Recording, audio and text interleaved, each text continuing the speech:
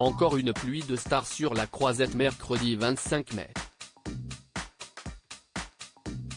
Après Tom Hanks qui a fait sensation avec l'équipe du film Elvis, de Baz Luhrmann, c'était au tour de la réalisatrice française Claire Denis, accompagnée de ses acteurs, de présenter sa dernière création. Lors de la montée de 22h30, Nabila Benatia a éclipsé tous les autres invités présents. En compagnie de son mari Thomas Vergara, la belle brune a affiché fièrement son imposant baby bump. Il faut dire que sa venue est une surprise, le terme de sa seconde grossesse étant imminent. Dans une longue robe blanche couverte de fleurs et laissant apparaître son corps, elle a fait sensation. La star de télé-réalité, déjà maman d'un petit Milan, 2 ans, doit accoucher début juin.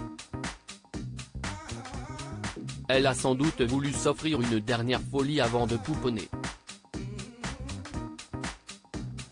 En plus de l'équipe du film, Sandra Sisley, Claire Keim et Aïssa Maïga étaient elles aussi de la partie.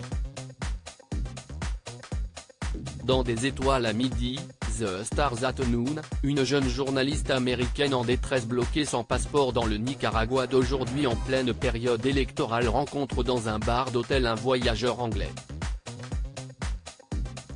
Il lui semble être l'homme rêvé pour l'aider à fuir le pays. Elle réalise trop tard qu'au contraire, elle entre à ses côtés dans un monde plus trouble, plus dangereux. La réalisatrice s'est entourée pour ce nouveau long métrage d'un casting très VIP avec Margaret Qualley, la fille d'Andy McDowell vue dans la série Made in Once Upon a Time in Hollywood, lui aussi présenté à Cannes, Joe Alwyn, le compagnon de la superstar Taylor Swift, vu dans La Favorite, Dani Ramirez, vu dans Orange is the New Black, Falcon et le soldat de Livy, et John C. Reilly. Claire Denis est une habituée du Festival de Cannes. Elle y avait présenté Chocolat, avec François Cluzet, en 1988, Les Salauds, avec Vincent Lindon et Chiara Mastroianni, en 2013 et Un beau soleil intérieur, avec Juliette Binoche, en 2017.